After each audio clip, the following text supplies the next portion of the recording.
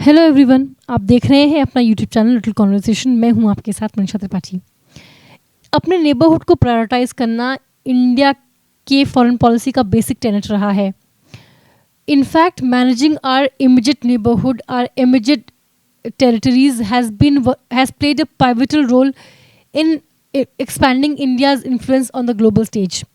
चाहे वो Panchsheel policy, Panchsheel principles रहे हों जिसके तहत हम mutual respect and non interference की प्रिंसिपल्स पे काम करते हैं अपने नेबर्स के साथ, चाहे वो 1996 की गुजरात डॉक्ट्रिन हो जिसके तहत India gives unilateral concessions to its neighbours क्योंकि हम सबसे बड़े हैं इस रीजन में, या चाहे वो 2008 में आई हुई इंडियाज़ नेबरहुड फर्स्ट पॉलिसी रही हो।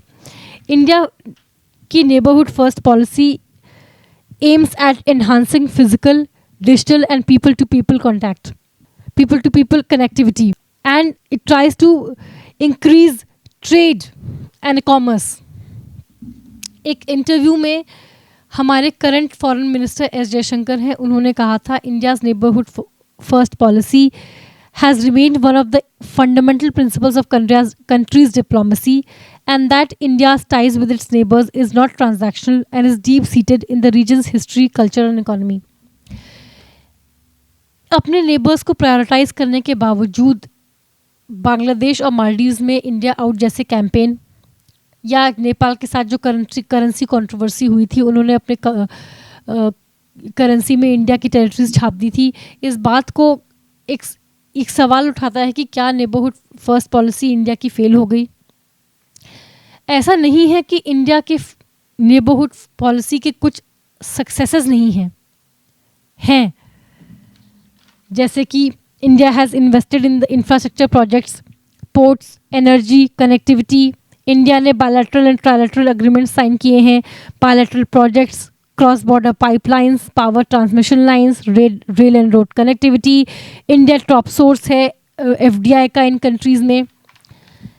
लेकिन बहुत हद तक नेबरहुड फर्स्ट पॉलिसी एक फेलियर भी रही है, जैसे कि हम अपने नेबरिंग कंट्रीज़ के एनिमोसिटी एंड डिस्ट्रस्ट में देख रहे हैं। इसकी वजह क्या है, वाई जो फेलियर है एनएफपी की? दरअसल हमें ये समझने के लिए अपना रीजन समझना पड़ेगा। जो साउथ एशियन रीजन है, इसमें India is one of the largest country in terms of territory, population, economy. जो बाकी कंट्रीज़ हैं वो हमसे छोटी हैं और उसकी वजह से एक डिस्ट्रस्ट उनको हमेशा रहता है इंडिया के प्रति कि India big brother role play करने की कोशिश करता है, that we try to meddle in that domestic affairs, that India tries to dictate its domestic policies, and हम लोग उनको अनइक्वली ट्रीट करते हैं। उसकी वजह से म्यूचुअल डिस्ट्रस्ट रहता है। एंड पाकिस्तान, बांग्लादेश जैसी कंट्रीज़ तो एक टाइम में इंडिया का ही हिस्सा हुआ करती थी, वी गॉट पार्टीशन्ड, एंड उसकी वजह से जो ये डिस्ट्रस्ट है, there is an additional baggage of history in this distrust. तो वो डिस्ट्रस्ट में ये बिटर हिस्ट्री एड ऑन कर देती है। इन कंट्रीज़ के साथ हमारी एथनिक बॉन्डिंग भी है। Ethnic bonding crosses across the border, that crosses the borders, जैसे कि तमिल्स हैं या मुस्लिम्स हैं। अब श्रीलंका में भी तमिल्स हैं, पाकिस्तान, बांग्लादेश में भी मुस्लिम्स हैं, एंड इंडिया में मुस्लिम्स हैं। तो यहाँ पे इनके साथ क्या हो रहा है, इन पे क्या पॉलिसीज़ इम्प्लीमेंट हो रही हैं, या ये क्या कर रहे हैं, इन एथनिक ग्रुप्स की क्या एक्टिविटीज़ हैं, ये उनके डोमेस्टिक पॉलिटिक्स में भी फीचर करता है। सो एक तरीके से India becomes a part of their domestic politics as well, जिसकी वजह से कॉन्फ्लिक्ट अराइज होती है। जैसे आप देखिए कच्छातीवू आइलैंड, अभी 2024 के जो नेशनल इलेक्शंस हैं उसमें एक इलेक्शन कैंपेन बन गया था कि कच्छातीवू आइलैंड्स इंडिया ने उठा के श्रीलंका को दे दिया। इसके चक्कर में काफ़ी obviously Sri Lanka reacted very sharply कि ये इशू तो सेटल्ड है। कभी कभार डोमेस्टिक पॉलिटिक्स चमकाने के लिए ऐसे इश्यूज भी इग्नाइट हो जाते हैं जो हमारे नेबर्स के साथ कॉन्फ्लिक्ट क्रिएट कर देते हैं। हमारे जो बॉर्डर्स हैं वो भी डिस्प्यूटेबल हैं। पाकिस्तान के साथ तो मैन मेड बॉर्डर्स हैं और आज तक उसका झगड़ा चल रहा है कि कौन सा हिस्सा किसका है। The dispute is ongoing and it seems it is never ending. China के साथ भी हमारा बॉर्डर डिस्प्यूट है और China time to time incursion करता रहता है इंडिया में। बांग्लादेश के साथ भी था, लेकिन नरेंद्र मोदी गवर्नमेंट रिजीम के अंडर जो लैंड बाउंड्री एग्रीमेंट हुआ उसके साथ वो बॉर्डर डिस्प्यूट रिजॉल्व हो गया।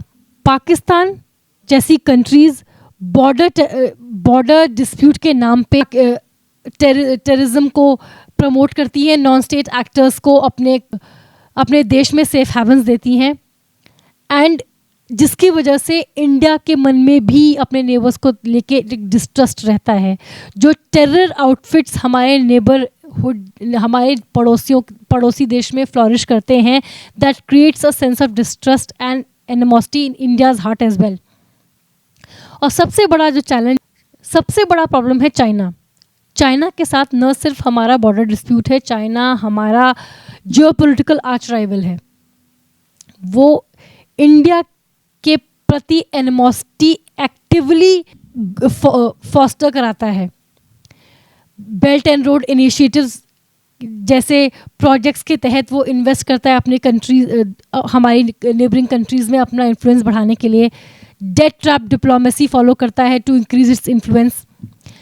एंटी इंडिया रेजीम्स सपोर्ट करता है चाइना। एंटी इंडिया प्रोटेस्ट को फ्यूल करता है, फंड करता है China.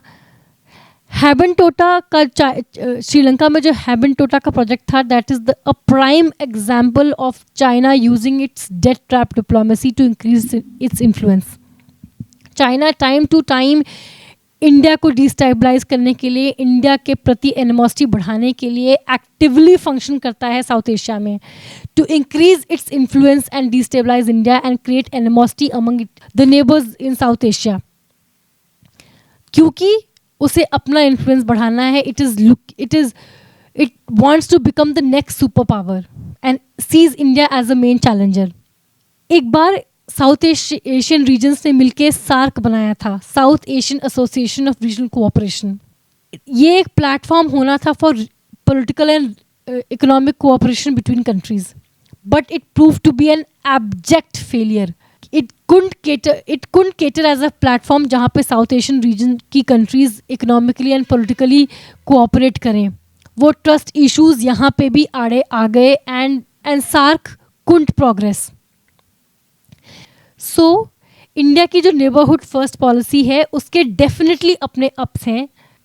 Diplomatic engagement, infrastructure development, security cooperation, regional initiative, cultural exchange, BIMSTEC, Bay of Bengal Initiative for Multi-Sectoral Technical and Economic Cooperation, Indian Ocean Rim Association IORA।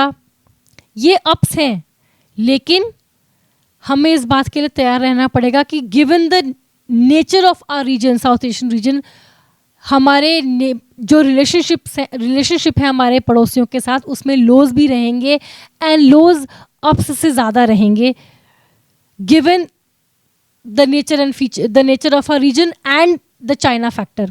आज के लिए इतना ही, मुझे दीजिए इजाज़त। ऐसे टॉपिक्स पर चर्चा के लिए बने रहें मेरे चैनल कॉन्वर्सेशन के साथ। इस वीडियो को लाइक करें, शेयर करें, इस वीडियो पे अपनी कमेंट ज़रूर दें। मेरे चैनल को प्लीज़ सब्सक्राइब करें। सी यू अंटिल नेक्स्ट टाइम।